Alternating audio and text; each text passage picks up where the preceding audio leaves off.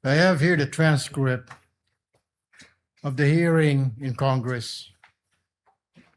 Hindi ko po maintindihan bakit parang dito hirap na hirap po siya magtagalog when in fact sa Congress po noong November, Tagalog naman po ang sagot niya. Ang tanong po sa kanya ni Congressman Luistro, payment of incentive, 11 po. Would you know whether this amounts would total 120 exactly? Yes, ma'am. Gitotal ko po yan, ma'am. 120 million po. It's all puro Tagalog, Mr. President. What is this? I mean, mabuti po sana pati yung discretionary. And she's a government official. She doesn't know what discretionary means is. I mean, what it means.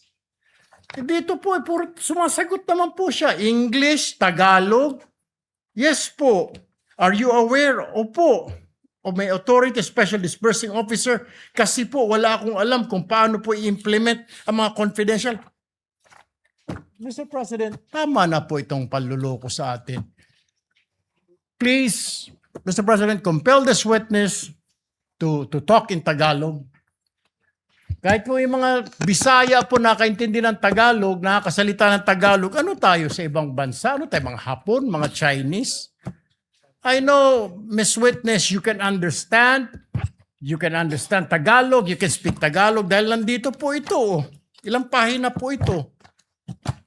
Tagalog po yung sagot po ninyo. English po, sumasagot kayo. Tinatanong kayo ng English, sumasagot po kayo. Bakit ngayon parang hirap na hirap? Kailangan i-translate sa Tagalog, sa Bisaya, sagot, Tagalog, Bisaya, Tagalog, Bisaya. E abutin mo tayo ng isang taon dito, Mr. President.